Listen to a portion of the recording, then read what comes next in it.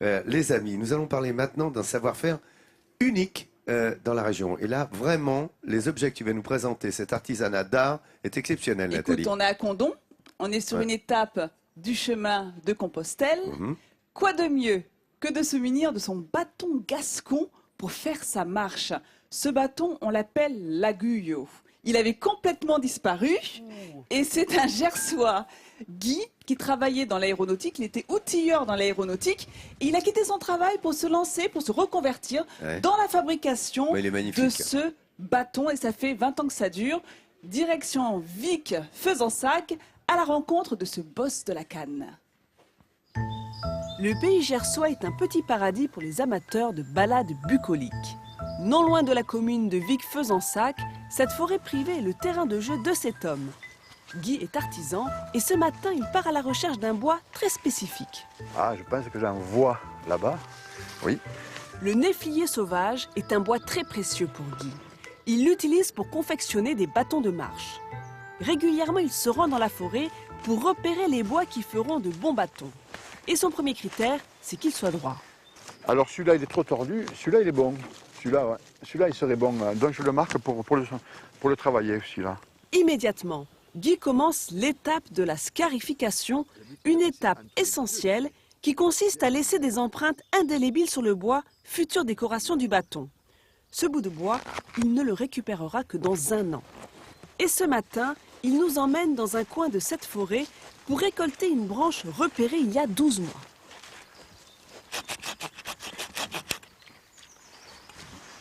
Il y a 1 an que je l'ai scarifié.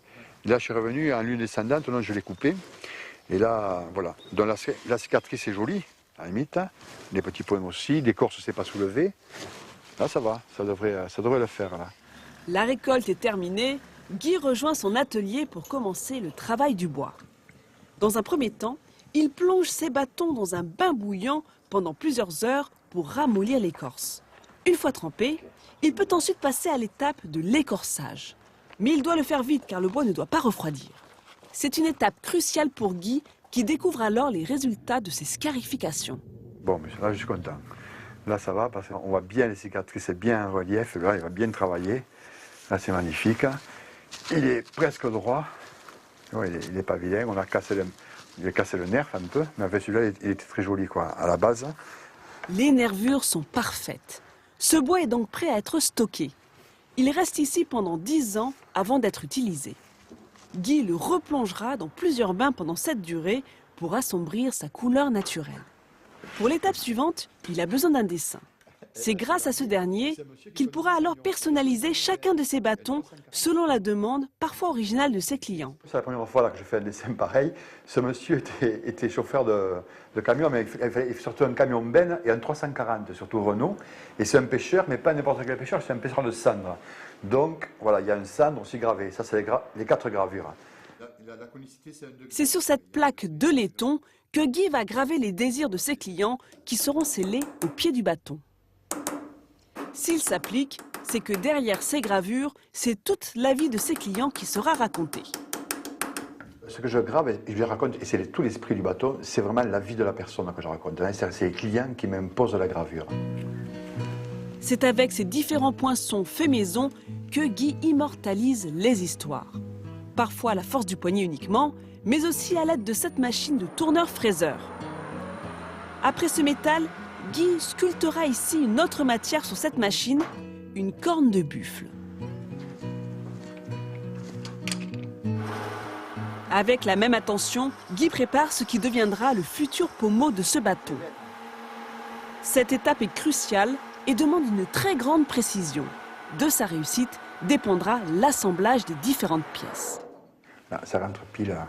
C'est seulement maintenant que notre artisan découvre l'aspect du futur pommeau qu'il vient d'extraire de la corne brute. Et c'est à chaque fois une surprise. Celui-là, ça va donner une jolie couleur aussi, parce que le client le voulait un peu clair avec le... Il est joli, oui, il me semble. Encore, il n'est pas poli encore, là. Une fois poli, il va être joli, parce que c'est pas mal. Pour Guy, satisfaire ses clients, leur offrir un moment de plaisir est essentiel.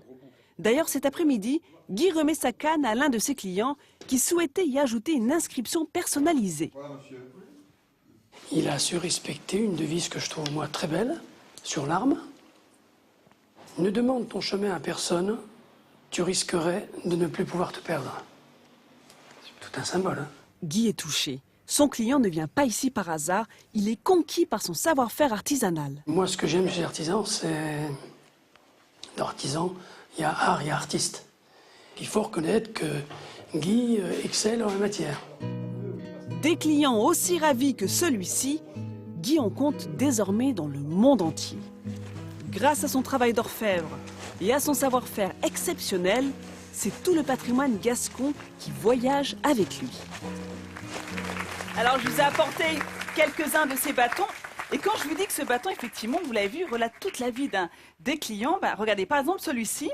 Il fait partie de la compagnie des mousquetaires d'Armagnac, on voit le blason. Il s'appelle Roland, il a sa devise franc-comtois, gascon autodidacte, volontaire. Alors, qui s'y frotte? C'est pique. Attention. Et vous voyez, il y a aussi le bout du bâton, où là encore, on a plein d'informations. Là, c'est le bâton d'un certain, je n'ai pas son nom, Alain, pardon. D'un certain Alain, alors regardez. Là aussi, on a plein d'infos. Écoute, on a plein de choses à raconter. D'abord, on a la croix occitane, toujours, parce que le bâton, il est occitan. Là, vous voyez, il y a le blason de la Cale, car ce monsieur, il est né en Algérie. Il a grandi à Verneuil-sur-Seine. Il a travaillé dans plusieurs pays, notamment sur le continent africain, et il souhaitait que ce soit représenté avec en point les différents pays dans lesquels il a séjourné. Et si je retourne... Il est passionné de moto.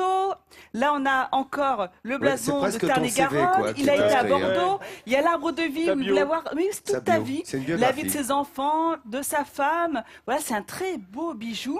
C'est un objet incroyable quand même. C'est unique, là, l'artisanat d'art à son plus haut niveau. Et c'est une arme également. Regarde, on a une dague de 35 cm.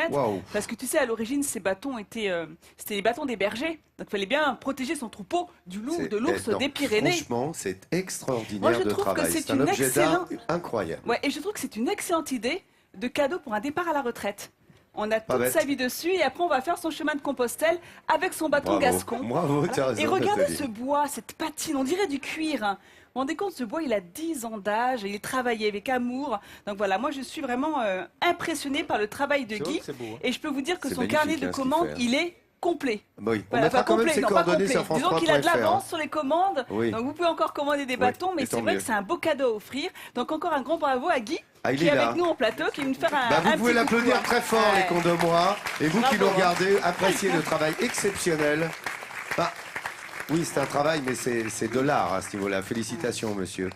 Mon Dieu, comme c'est beau. C'est ce qu'on vous présente et ce qu'on aime à vous présenter dans votre magazine de découverte. Voilà, quand on vous parle d'artisanat d'art et d'excellence à la française, je crois que là, vraiment, vous venez tutoyer le talent, mesdames, messieurs. Exactement.